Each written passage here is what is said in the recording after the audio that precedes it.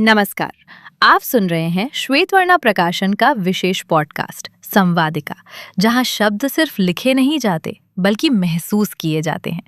आज पुस्तक परिचर्चा के इस एपिसोड में हम लेकर आए हैं हिंदी साहित्य की एक अत्यंत संवेदनशील और हृदयस्पर्शी रचना, मेरा परिवार।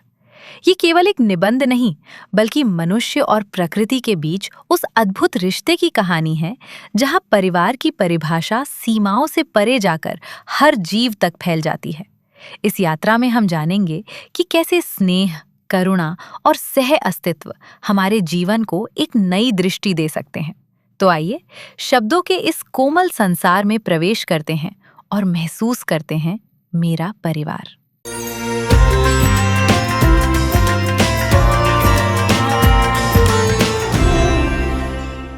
एक दृश्य की कल्पना कीजिए। कड़ाके की सर्द रात है। तापमान इतना कम है कि मतलब खून जम जाए। एक घर की चारदीवारी के बाहर एक जंगली बिल्ला घात लगाए बैठा है, जो किसी भी पल शिकार पे झपटने को एकदम तैयार है। हाँ, और उस शिकार को बचाने के लिए बिल्कुल, उस शिकार को बचाने के लिए जो पहरा दे रहा है वो कोई इंसान नहीं है। वो एक ऐसा कुत्ता है जिसका खुद का प्राकृतिक और जैविक स्वभाव उसी शिकार को मारना होना चाहिए था। ये सही बात है। लेकिन वो पूरी रात उन बर्फ जैसी ठंडी हवाओं के बीच एक रक्षक की तरह खड़ा रहता है, यहाँ तक कि इस पहरेदारी में उसे निमोनिया हो जाता है। ये देखिए, ये एक ऐसा दृश्य है जो जीव विज्ञान के कई स्थापित नियमों को पूरी तरह से चुनौती देता है।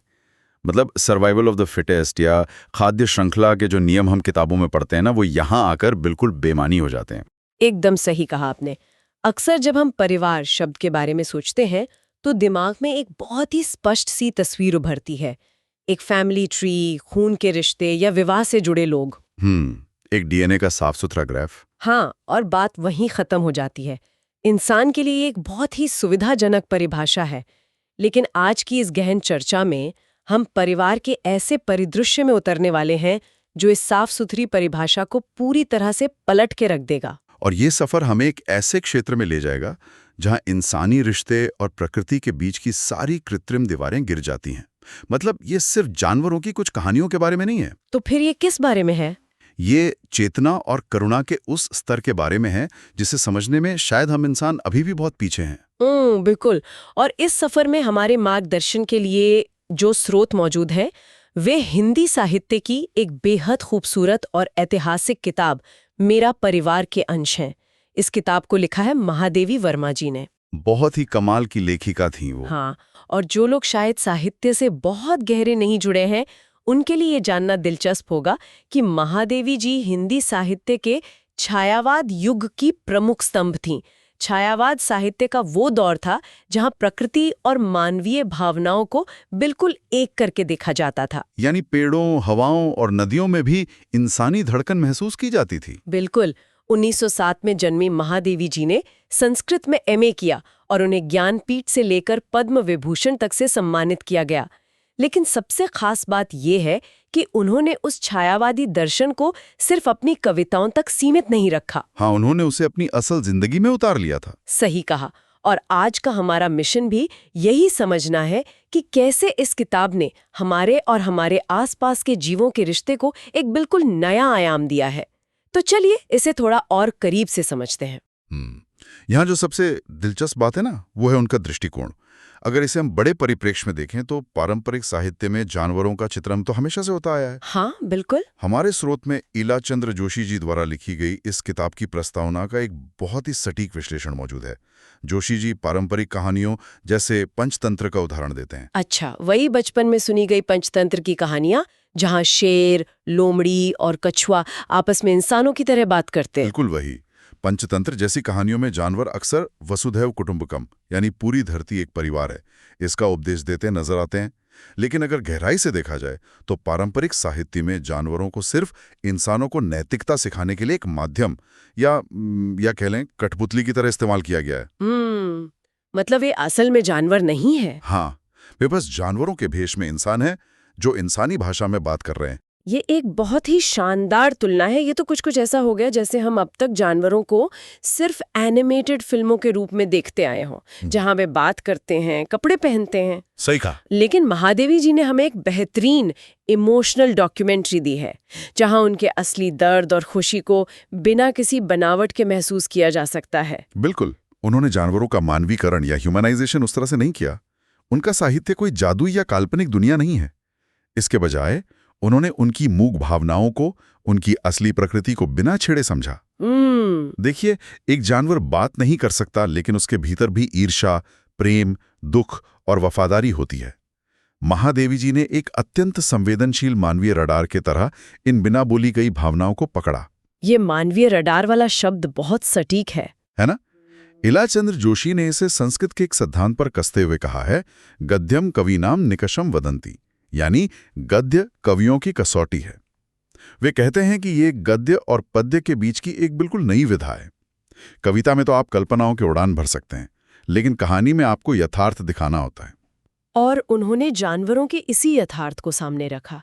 लेकिन यहाँ मेरे मन में एक सवाल आ रहा है। हाँ, बताइए। क्या इस तरह का लेखन केवल एक पशु प्रेमी ही कर सकता है? मतलब बहुत से लोग अपने पालतू जानवरों से प्यार करते हैं, लेकिन क्या इसे लिखने के लिए किसी विशेष प्रकार की आध्यात्मिक गहराई या मनोवैज्ञानिक समझ की जरूरत होती है? ये बहुत ही बुनियादी और अहम सवाल है, और इसका जवाब हमें लेखिका के बचपन की स्मृतियों में ही मिल जाता है। इस अनोखे दृष्टिकोण की नींव उनके बचपन में ही पड़ गई थी। अच्छा। हाँ, स्रोत सामग्री में उनके 3 बचपन के साथियों का जिक्र है। रानी, जो कि एक घोड़ी थी, रोजी नाम की एक कुतिया और निक्की नाम का एक नेवला। अब अगर इसे हम बाल मनोविज्ञान के नजरिए से समझे ना, तो एक वयस्क इंसान के लिए एक हायरार्की या पदानुक्रम होता है। मतलब इंसान सबसे ऊपर, फिर पालतू जानवर और अंत में जंगली जीव। लेकिन बच्चों के लिए चेतना का कोई अलग अलग स्तर नहीं होता। ये तो है, बच्चों के लिए सब बराबर है। बिल्कुल, उनके लिए उनका खिलौना, पालतू कुत्ता और माता पिता सब एक ही दुनिया का हिस्सा होते हैं। रानी घोड़ी की कहानी इस बात को बहुत खूबसूरती से साबित भी करती है।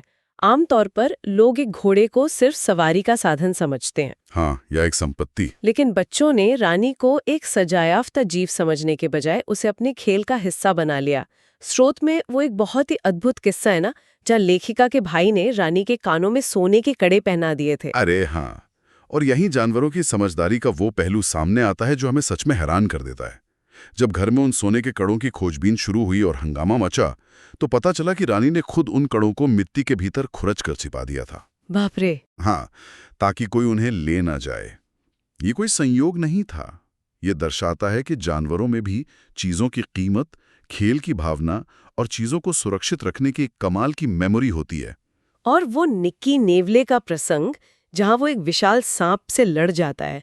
मतलब एक छोटा सा बालिश भर का नेवला और एक विशाल काला सांप। यहाँ जीव विज्ञान का एक और दिलचस्प पहलू जुड़ता है। लोग अक्सर मानते हैं कि नेवले पर सांप के जहर का असर नहीं होता, इसलिए वे लड़ते हैं। हाँ, यही सुना है मैंने भी। लेकिन विज्ञान कहता है कि नेवला पूरी तरह से इम्यून या विषहीन नहीं होता। वो असल में अपनी फुर्ती और चपलता से सांप के वार से बचता है और मृत्यु को मात देता है। निक्की का वो संघर्ष सिर्फ शिकार के लिए नहीं था। तो वो क्या था? वो एक रक्षात्मक प्रवृत्ति थी, अपने परिवार को बचाने की। महादेवी जी ने इन मूक प्राणियों को अपने परिवार का अटूट हिस्सा माना था। बड़े होने के बाद भी उन्होंने अपने भीतर के उस भेदभाव रहित नजरिए को कभी मरने नहीं दिया। उनका घर तो एक ऐसा चिड़ियाघर बना रहा जहां पिंजरे नहीं बल्कि खुलापन था। लेकिन मैं यहाँ आपको थोड़ा रोकना चाहूंगी। जी बिल्कुल। बड़े जानवरों जैसे घोड़े या कुत्ते की समझदारी की बात तो फिर भी आसानी से गले उतर जाती है, लेकिन स्रोत में गिल्लू और दुर्मुख का जिक्र है। एक छोटी सी गिलहरी और एक खरगोश। हमेशा यही माना जाता है कि इतने छोटे जीवों की कोई पर्सनैलिटी या व्यक्तित्व नहीं होता। क्या सच में गिलहरी की कोई इतनी गहरी भावनात्मक दुनिया हो सकती है? देखिए, यही वो रूढ़िवादी सोच है जैसे ये किताब जड़ से तोड़ती है। गिल्लू का ही उदाहरण लेते हैं। कौवों के हमले से बुरी तरह घायल एक छोटी सी गिलहरी, जिसे सबने मृत मान लिया था, लेखिका ने उसे बचाकर नया जीवन दिया। गिल्लू का जो लेखिका से जुड़ाव था, वो केवल एक पालतू होने का नहीं था। वो उनकी थाली के पास बैठकर बड़ी नफासत से एक एक चावल उठाकर खाता था। ये उसका गहरा विश्वास था। और वो घटना तो सच में किसी को भी भावुक कर सकती है। जब लेखिका एक दुर्घटना के कारण अस्पताल में भर्ती थी, गिल्लू ने अपना सबसे प्रिय भोजन काजू खाना ही छोड़ दिया था। बिल्कुल। मनोविज्ञान में इसे एनिमल मॉर्निंग या जानवरों का शोक मनाना कहते हैं। गिल्लू ने खाना इसलिए नहीं छोड़ा क्योंकि उसे भूख नहीं थी, बल्कि वो गहरे भावनात्मक तनाव में था। और गिल्लू की कहानी का जो सबसे भावनात्मक चरम बिंदु है ना, वो उसके अंतिम क्षणों में आता है। अपनी मृत्यु के समय जब उसके पंजे बर्फ की तरह ठंडे हो रहे थे, गिल्लू ने लेखिका की उसी उंगली को पकड़ लिया जो उंगली उसने पहली बार घायल अवस्था में पकड़ी थी। ये विवरण वाकई सीधा दिल में उतर जाता है। ये साबित करता है कि भावनाएं आकार की मोहताज तो बिल्कुल नहीं होती। एकदम सही। लेकिन दूसरी तरफ हमारे पास दुर्मुख है। हमेशा यही कहा जाता है कि खरगोश बहुत डरपोक, सीधे और बस भागने वाले जीव होते हैं। पर दुर्मुख की कहानी तो इस धारणा के बिल्कुल उलट ही है। हाँ, दुर्मुख की कहानी इस बात का प्रमाण है कि हर प्रजाति के भीतर भी अपनी एक व्यक्तिगता या इंडिविजुअलिटी होती है। हम ये नहीं कह सकते कि सारे खरगोश डरपोकी होते हैं। दुर्मुख स्वभाव से बहुत क्रोधी और आक्रामक था। अच्छा, इसीलिए उसका नाम राम के गुप्तचर और क्रोधी स्वभाव वाले दुर्वासा ऋषि के नाम पर रखा गया था। जी हाँ, वो इतना लड़ाकू था कि उसने अपनी प्रजाति के दूसरे खरगोशों पर भी हमले किए और उन्हें घायल कर दिया। और अंत में एक सांप से लड़ते हुए उसने अपनी जान भी दे दी। बिल्कुल। एक खरगोश का सांप से लड़ना उसकी प्राकृतिक भागने की प्रवृत्ति के एकदम विपरीत है। ये कहानी दिखाती है कि जानवरों के भी अपने जटिल और अप्रत्याशित व्यक्तित्व होते हैं। वे सिर्फ एक सांचे में ढले हुए रोबोट नहीं हैं। ये तो सच है, लेकिन जब जानवरों की इस जटिल और खूबसूरत दुनिया में इंसानी क्रूरता का प्रवेश होता है, तो जो त्रासदी जन्म लेती है वो बहुत विचलित करने वाली है। सोना और गौरा की कहानियों में ये दर्द बहुत गहराई से दिखाई देता है। बहुत ही दुखद कहानियां हैं वो। सोना, जो कि एक हिरनी थी, एक शिकारी ने उसकी माँ को मार दिया था, जिसके बाद वो बेचारी अनाथ हो गई। लेखिका ने उसे पाला। वो इतनी चंचल थी कि छलांग लगाकर सीधे लेखिका के सिर के ऊपर से निकल जाती थी। वो कुतिया के पिल्लों के साथ सोती थी, मानो प्रकृति के सारे नियम उस घर में आकर खत्म ही हो गए हों। सोना की कहानी प्राकृतिक सौंदर्य का एक जीता जागता उदाहरण है, लेकिन उसकी मृत्यु इस बात को दर्शाती है कि हम इंसान जंगली जीवों की प्रकृति को समझने में कितनी बड़ी भूल करते हैं। हाँ। जब लेखिका कुछ दिनों के लिए बाहर गईं, तो माली ने सोना को मैदान में एक लंबी रस्सी से बांध दिया। माली का इरादा शायद उसे सुरक्षित रखने का ही था, लेकिन एक जंगली हिरण रस्सी के विज्ञान को थोड़ी ना समझता है। बिल्कुल नहीं। सोना अपने चंचल स्वभाव के कारण बहुत ऊंचाई तक उछली, लेकिन रस्सी से बंधी होने के कारण वो मुंह के बल जमीन पर आ गिरी। उसकी गर्दन टूट गई और वही उसकी अंतिम छलांग साबित हुई। ये एक मूक त्रासदी थी जो इंसान की नासमझी से पैदा हुई। लेकिन गौरा की कहानी, वो तो मानवीय क्रूरता, लालच और पतन का सबसे विभत्स रूप दिखाती है। गौरा एक अत्यंत सुंदर गाय थी ना? हाँ, लाल बादामी रंग और आंखें ऐसी जो पूरी तरह विश्वास से भरी थीं। स्रोत में महात्मा गांधी जी का वो प्रसिद्ध उदाहरण इस्तेमाल किया गया है। गाय करुणा की कविता है। और उस करुणा की कविता का अंत कैसे हुआ? मतलब ये हिस्सा पढ़ते हुए भी रोंगटे खड़े हो जाते हैं। एक ईर्ष्यालु ग्वाले ने सिर्फ लालच में आकर एक बड़ी सी गुड़ की डली में सुई छिपाकर गौरा को खिला दी। और वो भी सिर्फ इसलिए ताकि गौरा की मौत के बाद लेखिका को वापस उसी ग्वाले से दूध खरीदना पड़े। चंद रुपयों के मुनाफे के लिए एक मूक जीव को इतनी बेदर्दी से मौत के घाट उतार दिया गया। बहुत ही क्रूरता है ये। जीव विज्ञान के नजरिए से देखें तो वो सुई गौरा के रक्त संचार से होते हुए उसके हृदय तक पहुंच गई। उसका वो संघर्ष, उसकी महीनों की दर्दनाक मौत और दूसरी तरफ उसके छोटे से बछड़े लालमणि का अपनी मां के दर्द से बिल्कुल अनजान होकर नासमझी में उछलना कूदना, ये एक ऐसा दृश्य है जो किसी भी इंसान की आत्मा को झकझोर दे। सच में। और यहीं पर लेखिका एक बहुत ही गहरा दार्शनिक सवाल भी उठाती हैं। इंसान मौत को इतना अपवित्र और बदसूरत मानता है, वो अपने ही प्रियजनों के शव को छूने से डरता है। बिल्कुल। फिर भी वो शिकार और अपने स्वार्थ के जरिए मौत बांटता क्यों फिरता है? इंसान जीवन की सुंदरता को, चाहे वो चंचल हिरनी सोना हो या विश्वास से भरी गाय गौरा, एक जड़ वस्तु में बदल देने को मनोरंजन या फायदा कैसे कह सकता है? ये सवाल इंसान के उस अहंकार पर सीधा वार करता है जहां वो खुद को सबसे विकसित और ज्ञानी प्राणी मानता है। हमारे कर्म अक्सर सबसे ज्यादा विनाशकारी होते हैं, हम मुनाफा कमाने के लिए क्रूरता की किसी भी हद तक जा सकते हैं। जबकि जानवरों की दुनिया में हाँ, जानवरों की दुनिया में हिंसा केवल आत्मरक्षा या भूख के लिए होती है, मुनाफे के लिए कभी नहीं। ये एक बहुत बड़ा फर्क है। लेकिन इस भारी निराशा के बीच इसी किताब में कुछ ऐसे चरित्र भी हैं जो गंभीरता और वफादारी के ऐसे प्रतिमान स्थापित करते हैं कि मानवता को भी शायद उनसे सीखना पड़े। मैं बात कर रही हूँ नीलकंठ और नीलू की। अरे नीलकंठ, वो केवल एक सुंदर मोर नहीं था, वो पूरे चिड़ियाघर का सेनापति था। उसका रुतबा एकदम राजसी था। एक बार उसने एक खरगोश के बच्चे को सांप से बचाया था और अपनी सहचरी राधा के साथ जो उसका मंत्र मुग्ध कर देने वाला नृत्य था, वो उसके व्यक्तित्व की भव्यता को बहुत अच्छे से दर्शाता था। लेकिन फिर कुब्जा नाम की एक ईर्ष्यालु मोरनी के आने से उसकी ये शांति पूरी तरह भंग हो गई। बिल्कुल, कुब्जा ने राधा के अंडे फोड़ दिए और नीलकंठ को राधा से दूर कर दिया। इस लगातार कलह और तनाव ने नीलकंठ को भीतर से पूरी तरह तोड़ दिया और अंततः इसी अवसाद या कह लें डिप्रेशन में उसकी मृत्यु हो गई। डिप्रेशन सिर्फ खाने और सोने तक सीमित नहीं है, उनका अपना एक जटिल सामाजिक ढांचा और भावनात्मक स्वास्थ्य होता है। और अब बात करते हैं उस घटना की जिसका जिक्र हमने बिल्कुल शुरुआत में किया था, नीलू कुत्ते की कहानी। अल्सेशियन और भूटिया नस्ल का नीलू कोई साधारण कुत्ता तो बिल्कुल नहीं था। जी नहीं। स्रोत सामग्री बताती है कि उसमें आम कुत्तों वाली वो दीनता नहीं थी कि वो दुम हिलाकर खाना मांगे। नीलू की वफादारी और उसका जो दायित्व बोध था वो असाधारण था। रोशनदान से अक्सर गौरैया के बच्चे नीचे गिर जाते थे। नीलू उन बच्चों की रखवाली करता और उन्हें बिना कोई चोट पहुंचाए अपने मुंह में बहुत कोमलता से दबाकर लेखिका के पास ले आता था, ताकि वे उन्हें वापस घोंसले में रख सकें। सोचिए, एक कुत्ते का जबड़ा जो हड्डियों को चबाने के लिए बना है, वो एक नाजुक बख्शी को बिना एक खरोच लाए उठा रहा था। यहाँ मुझे 1 मिनट के लिए आपको टोकना पड़ेगा। क्या ये थोड़ा अजीब नहीं लगता? मतलब अगर हम इसे बायोलॉजिकल नजरिए से देखें तो एक ऑल्सेशियन कुत्ते का प्राकृतिक स्वभाव या सर्वाइवल इंस्टिंक्ट तो शिकार करना होता है। एक कुत्ता पक्षियों को या खरगोशों को बचाने के बजाय उन्हें खा क्यों नहीं रहा था? क्या ऐसा नहीं हो सकता कि लेखिका ने कुत्ते के व्यवहार को थोड़ा रोमांटिसाइज कर दिया हो? ये एक बहुत ही जायज संदेह है, लेकिन इसे हम पैक मेंटालिटी या झुंड की मानसिकता के विज्ञान से आसानी से समझ सकते हैं।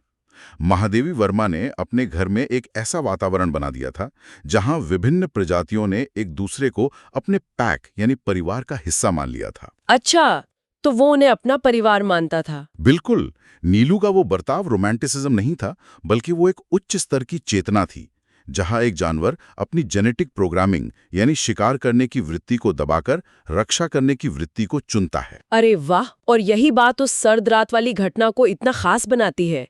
कड़ाके की ठंड में जब खरगोश सुरंग खोदकर बाहर निकल गए जहां एक जंगली बिल्ला घात लगाए बैठा था। हाँ, वही घटना। नीलू ने अपनी जान की परवाह किए बिना पूरी रात सुरंग के बाहर पहरा दिया ताकि कोई बिल्ला उन खरगोशों को नुकसान न पहुंचा सके, और इस रक्षात्मक पहरेदारी की कीमत उसे निमोनिया का शिकार होकर चुकानी पड़ी। 100% सच है ये, और यही महादेवी वर्मा की रचना का मूल स्वर भी है। मेरा परिवार ये सिद्ध करता है कि प्रेम, करुणा, वफादारी और त्याग ये किसी भाषा या प्रजाति की मोहताज नहीं है। उन्होंने इन मूक प्राणियों की भावनाओं को आवाज देकर साहित्य को एक नई मानवीय ऊंचाई दी है। देखिए, ज्ञान केवल तब मूल्यवान होता है जब उसे समझा और जीवन में उतारा जाए। ये किताब सिर्फ जानवरों की कहानियों का कोई संग्रह भर नहीं है, ये हर जीव के प्रति एक गहरा सम्मान पैदा करने का एक सशक्त माध्यम है। ये चर्चा सच में उस पुराने सीमित फैमिली ट्री वाले नजरिए को पूरी तरह से ध्वस्त कर देती है। मतलब ये सोचने पर मजबूर कर देती है कि परिवार सिर्फ वो नहीं है जो हमारे जैसा दिखता हो या हमारी भाषा बोलता हो। बिल्कुल, परिवार वो है जहां एक दूसरे के दर्द को बिना बोले समझा जा सके, जहां रक्षा करने के लिए अपनी जान तक की बाजी लगा दी जाए। आज की इस पूरी चर्चा के बाद सुनने वालों के लिए एक बहुत ही गहरा विचार मन में रह जाता है। हम इंसान सदियों से वसुधैव कुटुंबकम यानी पूरी धरती एक परिवार है का नारा देते आए हैं। हम इसे इंसानी सभ्यता की सबसे बड़ी उपलब्धि और सबसे महान विचार मानते हैं। लेकिन जब हम गौरा को सिर्फ स्वार्थ के लिए सुई खिलाने वाले इंसान को देखते हैं और दूसरी तरफ खरगोशों को बचाने के लिए कड़ाके की ठंड में निमोनिया का शिकार होने वाले उस नीलू कुत्ते को देखते हैं, तो एक बहुत ही विचलित करने वाला सवाल उठता है। क्या ऐसा तो नहीं कि बिना किसी भेदभाव के दूसरों की रक्षा करने की ये जो भावना है, जिसे हम बहुत गर्व से मानवता कहते हैं, वो असल में एक पाश्विक वृत्ति या एनिमल इंस्टिंक्ट ही है। एक ऐसी मूल भावना जिसे जानवरों ने तो आज भी सहेज कर रखा है, लेकिन जिसे तथाकथित सबसे बुद्धिमान प्राणी यानी हम इंसानों ने अपने स्वार्थ और होशियारी के चलते विडंबनापूर्ण तरीके से भुला दिया है। क्या इंसानियत का असली पाठ अब हमें उन जीवों से सीखने की जरूरत है जिन्हें हम अक्सर अपने से कमतर समझते हैं? ये सच में झकझोरने वाला विचार है। बिल्कुल, और सुनने वालों के लिए ये एक ऐसा विचार है जिस पर बहुत गहराई से सोचने की जरूरत है। शायद इस विचार के साथ अपने आसपास की दुनिया और मूक प्राणियों को देखने का हमारा नजरिया हमेशा के लिए बदल जाए।